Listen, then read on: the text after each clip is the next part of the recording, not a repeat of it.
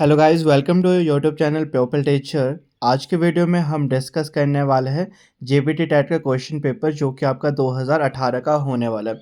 आप सभी को पता है कि हमने एक न्यू सीरीज शुरू की है जिसमें कि हम साइकोलॉजी के प्रीवियस ईयर्स के क्वेश्चन पेपर को सॉल्व कर रहे हैं।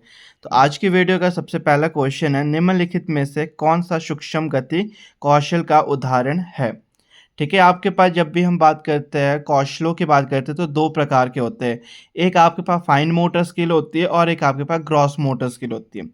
फाइन मोटर स्किल्स की अगर हम बात करते हैं जहाँ पर छोटी मांसपेशियों का यूज़ किया जाता है, यानी कि जो आपके सूक्ष्म गति कौशल के नाम से जाना जाता है। और एक होती है आपके पास यहाँ पे क्रॉस मोटर स्किल, जहाँ पे आपके पास बड़ी मांसपेशियों का यूज़ किया जाता है। सूक्ष्म यानी कि जहाँ पे छोटी मांसपेशियों का यूज़ किया जाता है, जहाँ पे मैक्सिमम टाइम जब आप उंगलियों के द्वारा कार्य करते हैं, जैसे कि लिखना हो गया, चॉपिंग करना हो गया, इरेज करना हो गया, शार्प करना हो गया, या आपके सूक्ष्म गति कौशल के अंदर आते हैं फाइन मोटर स्किल। एक होती है आपके पास ग्रॉस मोटर स्किल, जहाँ पे बड़ी मांसपेशियों का यूज़ किया जाता है, जैसे कि दौड़ना, कूदना, साइकिल करना या फिर स्विमिंग करना एटसेट्रा। वो आपके पास यहाँ पे फिर ग्रॉस मोटर स्किल के अंडर आता है। तो आपसे यहाँ पे पूछा है फाइन मोटर स्किल का उदाहरण कौन सा है, तो ऑप्शन नंबर बी लिखना। आपके पास जो लिखना हो गया या फिर शार्प करना हो गया, चॉपिंग करना हो गया, जहाँ पे छोटी मांसपेशियों का प्रयोग किया जाता है, वो सारी की सारी आपके सूक्ष्म गति कौशल के अंडर आती है।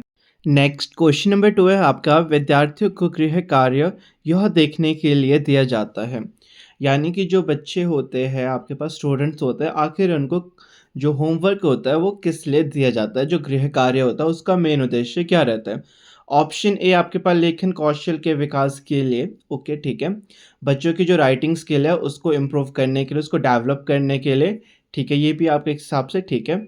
ऑप्शन नंबर बी है, विद्यार्थी घर पर अध्ययन कर सके, इसलिए कि ताकि कि जो स्टूडेंट्स हैं वो घर जा कर के प्रैक्टिस कर सके, अध्ययन कर सके जो उनको कक्षा में करवाया गया। ऑप्शन सी है, विद्यार्थी ने पाठ कितना समझ आया, जो विद्यार्थी है उनको पाठ कितना समझ आया इसको जानने के लिए। ऑप्शन डी, विद्यार्थियों के विकास के लिए, जो बच्चे हैं उनकी डेवलपमेंट के लिए। तो ऑप्शन नंबर सी आपका यहाँ पर बिल्कुल सही रहेगा। विद्यार्थियों को गृह कार्य जो होता है आपका होमवर्क, उसका मेन उद्देश्य ये होता है कि इससे हमें ये पता लगता है कि एक जो बच्चा है उसको कितना समझ आया है, पाठ के बारे में उसको कितना समझ आया, इसको जानने के लिए बच्चों को गृह कार्य दिया जाता है, यानी कि होमवर्क दिया जाता है। तो इस क्वेश्चन का ऑप्शन नंबर जो सी है आपका वो बिल्कुल सही रहेगा। ओके, नेक्स्ट क्वेश्चन को शुरू करने से पहले एक इम्पॉर्टेंट इन्फॉर्मेशन आपको बतानी थी। हमने एचपी जेबीटी टैट का न्यू बैच ओपन किया जो कि 2025 में आपके पास जो टैट होने वाला है उसकी ऑनलाइन क्लासेस आपको वहां पर करवाई जाएगी। ऑनलाइन क्लासेस आपके गूगल मीट ऐप के ऊपर होके, और साथ ही साथ रिकॉर्डेड क्लासेस भी आपको प्रोवाइड की जाएगी। जितना भी आपको ऑनलाइन क्लासेस में करवाया जाएगा वो आपको रिकॉर्डेड करके भी बैच में प्रोवाइड किया जाएगा। और इस बैच की टोटल फीस आपके 600 है, और ये बैच आपका मई तक है। मई तक की टोटल फीस आपके 600 है। अगर आप बैच को ज्वाइन करना चाहते हो तो मेरा व्हाट्सएप नंबर आपको स्क्रीन पे दिख रहा है, आप वहाँ पे मैसेज कर सकते हो। 17 ऑफ मार्च से आपकी ऑनलाइन क्लासेस स्टार्ट हो चुकी है। क्लासेस का जो टाइमिंग रहेगा वो आपका इवनिंग सेक्शन में रहेगा। और आखिर मेन सब्जेक्ट आपके क्या रहेंगे ऑनलाइन क्लासेस के, तो आपका इंग्लिश हो गया, हिंदी हो गया, मैथ्स और साइकोलॉजी, ये चारों के चारों सब्जेक्ट आपको ऑनलाइन क्लासेस में करवाई जाएगी। जीके सेक्शन की ऑनलाइन क्लासेस नहीं होगी, उसके केवल आपको नोट्स प्रोवाइड किए जाएंगे। बाकी 4 सेक्शन की टोटल फीस आपकी 600 है, जिसमें online classes plus recorded classes आपको दोनों प्रोवाइड करवाई जाएगी। नेक्स्ट क्वेश्चन नंबर 3 है आपके पास, मोरॉन्स बच्चों की बुद्धि लब्धि होती है, यानी कि जो मोरॉन्स होते हैं उनका आईक्यू लेवल कितना होता है। अगर हम बात करते हैं इंटेलिजेंस, जो आपके पास आईक्यू लेवल रहता है उसको आपके पास 4 टाइप्स में बांटा गया है, जिसमें कि आपके मोरॉन्स भी आते हैं। और मोरॉन्स का अगर आईक्यू लेवल की बात करें तो ये आपका 25 to 50 रहता है, यानी कि क्वेश्चन नंबर 3 का ऑप्शन बी आपका बिल्कुल सही है। नेक्स्ट क्वेश्चन नंबर 4 है आपके पास, कौन सा अधिगम गामक अंगों द्वारा होता है। यानी कि जो आपके गामक अंग होते हैं ये होते हैं आपके पास सेंसेस, यानी कि इंद्रिय, जहाँ पे बच्चा इंद्रियों के द्वारा ग्रहण करता है। ठीक है, जब बच्चा किसी भी चीज़ को 5 सेंसेस के द्वारा अधिगम करता है, यानी कि ग्रहण करता है, तो उसे गामक अंगों के द्वारा ग्रहण करने वाला अधिगम कहा जाता है। ऑप्शन ए आपके पास यहाँ पे गामक अधिगम, ऑप्शन बी संवेदी अधिगम, ऑप्शन सी आपके पास शाब्दिक अधिगम, ऑप्शन डी संवेदी पेशीय अधिगम, यानी कि जो आपके पास सेंसरी मोटर्स स्टेज रहती है, ठीक है, सेंसरी मोटर लर्निंग, यानी कि ऑप्शन नंबर डी आपका बिल्कुल सही है। जब बच्चा अपने सेंसेस के थ्रू इंद्रियों के द्वारा किसी भी चीज़ को ग्रहण करता है तो आपके पास वो गामक अंग कहलाया जाता है।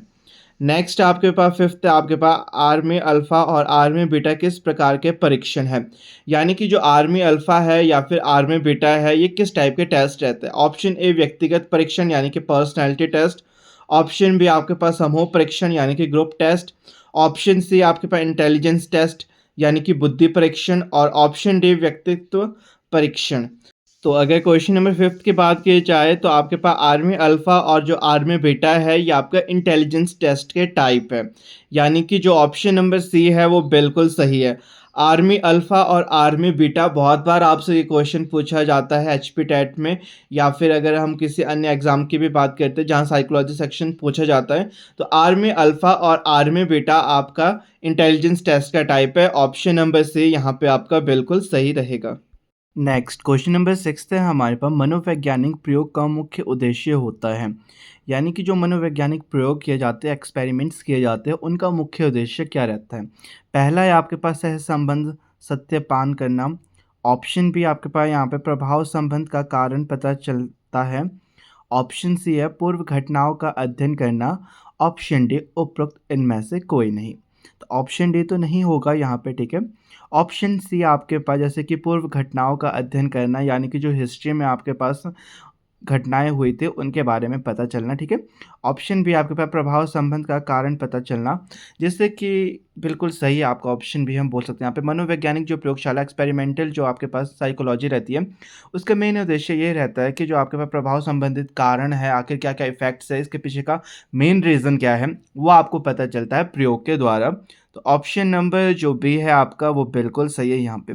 नेक्स्ट है क्वेश्चन नंबर सेवन्थ, विकास में परिवर्तन होता है, आखिर जो विकास होता है, डेवलपमेंट होता है, वो किस प्रकार के प्रक्रिया रहती है, किस प्रकार के चेंजेस उसके अंदर रहते हैं। तो ध्यान में रखना, जो आपके डेवलपमेंट होता है, विकास है, वो एक निरंतर चलने वाली प्रक्रिया है, ठीक है। जो वृद्धि है, जो ग्रोथ है, वो आपकी निरंतर चलने वाली प्रक्रिया नहीं होती है, बट जो विकास है, जो डेवलपमेंट है, वो एक निरंतर चलने वाली प्रक्रिया है जो कि आपकी गर्भधान से मृत्यु तक चलती है, यानी कि प्री नैटल पीरियड टू आपके पास डेथ तक चलती है, वॉर्म टू टॉम भी बोल सकते हो, गर्भ से मृत्यु तक।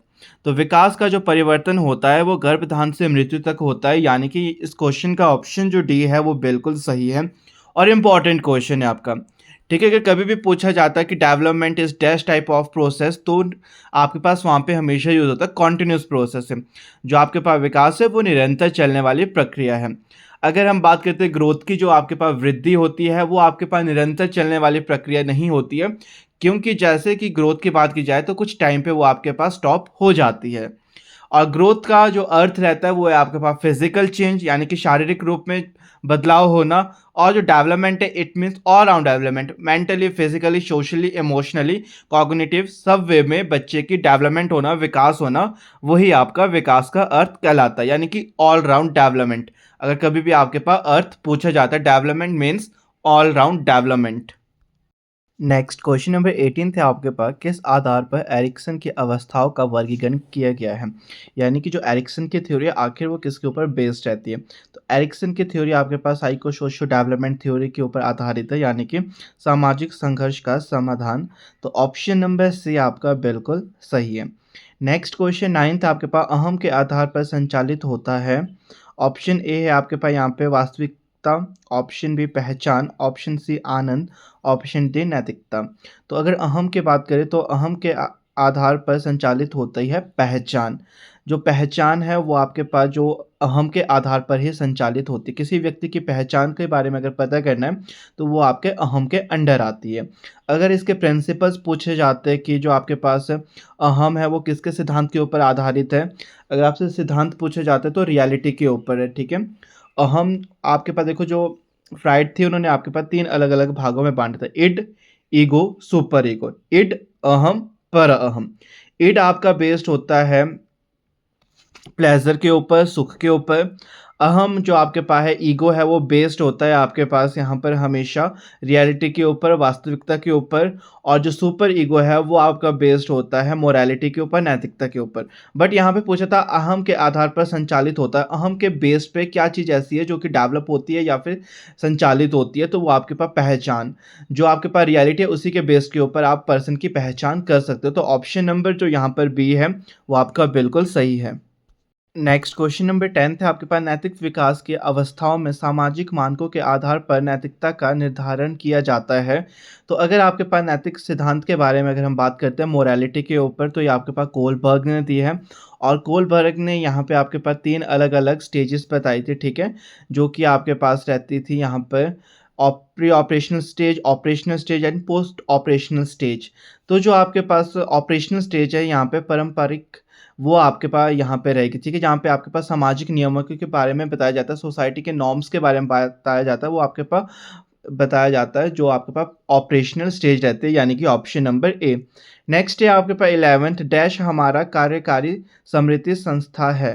तो देखो जो आपके पास कार्यकारी की बात की जाती है, वर्किंग मेमोरी, तो वो आपके पास अल्पकालीन स्मृति, शॉर्ट टर्म मेमोरी। आपकी जो लॉन्ग टर्म मेमोरी होती है उसको यहाँ पर कहा जाता है आपके पास पैसिव मेमोरी, और जो आपके पास शॉर्ट टर्म मेमोरी होती है उसको एक्टिव मेमोरी या फिर वर्किंग मेमोरी, जो कि कार्यकारी स्मृति के नाम से भी जाना जाता है। तो अगर आपके पास मेमोरी के टाइप्स, तो आपके पास 3 टाइप, एक सेंसरी रजिस्टर है, एक आपके पास शॉर्ट टर्म मेमोरी है, एक लॉन्ग टर्म मेमोरी है। जो आपके पास शॉर्ट टर्म मेमोरी होती है उसी को आपके पास वर्किंग मेमोरी यानी कि कार्यकारी स्मृति के नाम से भी जाना जाता है, या फिर एक्टिव मेमोरी के नाम से भी जाना जाता है। बट जो आपके पास लॉन्ग टर्म मेमोरी होती है, दीर्घकालीन स्मृति, उसको यहाँ पर पैसिव मेमोरी के नाम से जाना जाता है। तो यहाँ से अक्सर क्वेश्चन आपके पूछे जाते हैं, स्मृति वाला जो टॉपिक है इंपॉर्टेंट टॉपिक रहता है।